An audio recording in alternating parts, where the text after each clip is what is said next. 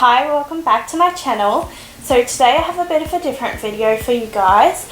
I have all the products I've been using lately here, and I'm going to give you a little mini review and tell you about pros and cons of these products and if they're worth your coin.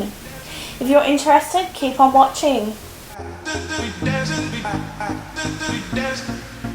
So first things first, I have a few face masks, sheet masks I should be precise, to show you. So this first one is from Daiso. It was a sheet mask which was light green energy mask with avocado. I did find this quite refreshing, to be honest. It did have a ceramide in it as well, so it is definitely something I would look into in the future. I was quite shocked. I didn't expect to like this mask. But yeah, I definitely think it's something that is worth looking at. The other two masks I got were from Mecca Cosmetica, and these are the brand 16, and these were so cheap. These were like $2, and I found them quite refreshing. I didn't think they did too much to my skin. Same with the other Daiso masks. Like, I didn't find anything revolutionary with them, but they did make my skin feel good. Will I repurchase? I don't know if I'll repurchase these ones. Maybe in the future, same with the Daiso mask, but for the meantime, I didn't hate them, didn't love them. I thought they were alright. So my next product is the Swiss Echinacea Clear Skin Moisturiser. So this was the second tube of this product I've been through. I didn't mind this. Obviously, I bought my second tube. I found it quite lightweight on the skin, and such a little bit went a long way. I tended to use this during the day as my moisturiser and everything. I found this was really good when I was using the Swiss cleanser with it, which is their olive leaf cleanser. On its own with my other cleanser I've been using, I didn't find it that spectacular, and I found the texture a bit funny, a bit too much. So I haven't repurchased another one. I've got a few different things I'm wanting to try out, and yeah, wanting to have a change. The Nivea Sun UV Shine Control. Brittany Lee Saunders actually had this on her, I think it was her Instagram, and I was looking for a facial sunscreen that didn't burn my eyes and didn't feel too sticky and anything. This was awesome for that, so I would just pop this over my moisturiser and everything like that. Really good protection, didn't make me feel too bad. At the end of the day, it is sunscreen. There is going to be that little bit of feeling there, but for the most part, I did enjoy this. I haven't repurchased. I just bought to try out some ASAP skincare, as my beautician's been using that, and I always like the feeling afterwards. And they have a facial moisturiser with SPF 50, so that kind of cuts my time down in the morning, rather than putting my moisturiser on, letting that sit, putting my sunscreen on, if that makes sense, because I'm a lazy bitch. The product is from the Body Shop, and it's called Milk Bath. So I have had this for 10 million years. I didn't really bath that much at home, to be honest. I was storing my hair equipment in the bathtub because no one was using it at home. But when I did, I used to soak my feet in this, and it makes your skin feel silky smooth. Since moving out, yeah, I've been using this a little bit, and it makes my skin feel amazing. It is not that expensive. It's like $20 for a tub like this, and yes, I have repurchased. Thank you. Bye. Product is my Juno & Co. Velvet Sponge. As you can tell in my last couple of videos, I've been a bit controversial with this sponge. Would I repurchase? Hell no. I find it is a lot better since I've had a few uses, a few washes out of it. But overall, I'm going to stick to my $2 Kmart sponges. Next product is from Soken. It is their Blemish Control Spot Gel. I am on my second tube of this. I did find when I was using their entire blemish spot range, it was really good, though it would dry my skin out quite a bit. I am on my second tube, but I don't think after I've used up my second tube I will repurchase. Once again, I'm trying ASAP skincare next, and they have a clear complexion gel. So I'll be trying theirs out and giving it a bit more of a go. It seems a bit more gentle. It has licorice root extract rather than your salicylic acid. Next product is the Sukin Super Greens Cleansing Oil. I did love the smell of this oil, and I can just smell it still now. It smells like literal jelly beans, like absolute literal jelly beans. My problem with this product is it was so thick. For a liquid cleansing oil, it was so thick and so hard to get off your face. Like, I normally use a cleansing oil to go in first, break down my makeup, break down my sunscreen, rinse my face, maybe use the face halo to buff it out a little bit. Like, especially with this one I had to because it was so thick. And then go in with my cleanser with my Clarisonic. That was what was so disappointing about this product. It was so thick. I don't think it got a lot of my mascara off, especially in the inner corners. But it's such a shame because I do like a lot of Sukin products, but this just wasn't go for me. And it just had to smell like jelly beans. Product I have is the Australis Makeup Finishing Spritz. I found this great. I didn't find it amazing. I didn't find it bad. I don't think it did much to my makeup. I did like the rosy scent to it. It had the aloe vera and rose water. It was just good to take away that cakey feeling with your makeup. I don't think it ever lasted any longer. The only setting spray I've actually found that has made my skin last longer is the Urban Decay All Nighter Spray. But for everyday use, I don't like to use it because, one, my makeup stays on pretty fresh until the afternoon part and I'm not too concerned. Number two, that stuff is expensive, and if I really want my makeup to last for an event or a night, I will use it.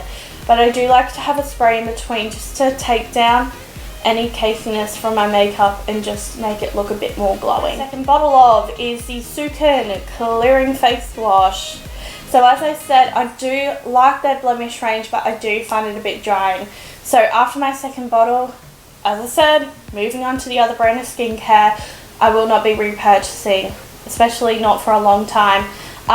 Just because I found it made my skin quite dry, at times quite irritated. So I would rather just move on and try something a bit different. For the most part, when I first started using the whole range together, felt a bit more irritated and I had really clear skin. But unfortunately, as time's gone on, I'm just broken out left, right and centre, which I think. CeraVe Hand Repair Cream. So I loved this stuff. I have tried every hand cream up and down the aisles because I often, if you know me in real life, my hands don't look that bad at the moment, but I break out with really bad eczema dermatitis. You would have seen it when I've been blending my eyeshadow in videos. It looks horrendous. I found this was awesome, and I feel like it's because of the ceramides in it. I think that's what's helping me repair the barrier overnight. The only thing is I didn't really notice this any different to their thicker moisturising face and body cream. So I haven't repurchased a tube of this just because I have so many like hand cream tubes that are easy, portable and everything like that to use up. And this is quite thick. I find this would be too thick for me during the day, even with a little amount. I don't know, it might just be me, but I hate that really thick, greasy feeling of hand cream. Doesn't mean I'm not going to purchase this in the future. I think I will once I've used up all those little hand cream tubes, just because it was awesome. Alrighty, so some hair care products. If anyone knows me in life, I am a whore for NAC. NAC is an Australian hair care brand that I work with in my salon. Well, not my salon. I don't own the salon, but we use NAC from colour to retail, and they have a lot of awesome products. So product I was using for my hair is the Aromas and Therapy. It just makes your hair feel so soft, especially ready for blow drying or just leaving it in when it's down. So this is a leave-in product. It's a leave-in nourishing conditioner, and it's got your thermal protection. Yeah, lots of beautiful oils throughout, and will make your hair feel amazing and smell amazing. The next one is their aroma oil. So similar thing, it's like a kind of gel consistency for an oil. So if you find Moroccan oil, if you've used that product before or know what I'm talking about, it can be a bit heavy for finer hair like myself. Like sometimes I douse my hair in it just before I go for a shower, just to nourish it. But I quite like putting a little pump of this in my hair when it's damp, or in my hand with the cream, mixing it together and popping it through, just for that extra hydration and to get rid of any like fluffiness that will come in my hair. It's beautiful. I use it in a lot of clients when I'm about to blow dry as well. If I feel like their hair's just that little bit on the drier side, I'm trying to get a nice smooth blow dry, I'll have my End Therapy cream, put a dollop of that in, and bob's your uncle. It's so good. I'm not going to chuck it. It's a glass bottle. Don't really feel like a good mess. What I'm going to talk about. So this is a gel lip mask. It comes in a 2-pack, but I don't even know if I'm going to use the other pack. They were from Kmart. No, just no. First of all, the first lip thing fits my entire lip, and then that other part sits down there, and it's so uncomfortable. I used it last night for the first time. No, I felt like it was tingling in all the wrong ways, so I just took it off in like 2 minutes. Didn't even feel hydrating at all, just felt like a liquid fragrance. And this morning in here it's so dry as well, so I reckon it reacted to that. So steer clear from those lip masks from Kmart. So a favourite, I've used 2 of these before, is the Dream Matte BB Cream. This is the one with the salicylic acid in it. I found this so handy for everyday wear. I just get a bit in my hand and honestly rub it all over, not even use a brush, just get in there, I'm busy, I just want to get it done. And it gave me quite a bit of coverage without blocking my pores. I would then just set it with a bit of powder or put a bit of concealer on places that needed a bit more extra coverage. The only thing is, you can mistake it for their hydrating one, and I picked up the hydrating one and the colour is completely different. I bought like their lightest colour and it's super dark compared to this light colour, and it doesn't feel the same. That is one thing that annoyed me. The packaging is so similar to that other one, but even saying so, this light could be lighter. I would sometimes mix it in with my Australia's lightning drops, but other than that, it was an awesome tinted moisturiser, and I can totally see myself picking it up in the future. Woo! Lucky last. So this one is Epsom salt, which I don't like to use that much because sulfates do affect me a little bit. But I bought this one at Glamour Co, which is a beauty supply store, just out of curiosity, and I wanted something to soothe my muscles. I found it worked a little bit, but it was, yeah, obviously irritating. It is sulfates. Yeah, if you're a person that's not irritated by bath salts and anything, it was quite nice. It smelled really pretty, and it was a really great price. It's by the brand She, O-M-She Aromatherapy. Oh, just doing chaotic. But yeah, it was really nice, and it had a really nice smell to it. So if you don't have sensitive skin and bath salts don't affect you, go ahead. I sometimes still do Epsom salts, just got a basic Coles one at the moment, but I've really got to rinse my skin, really got to hydrate my skin afterwards, because it is still a sulfate. It really does strip skin and moisture. So I lied. I have 2 things to talk about, but they're very small. I got given them. I was at Body Shop and they just chucked them in the bag just because I was simply looking, and I thought, why not?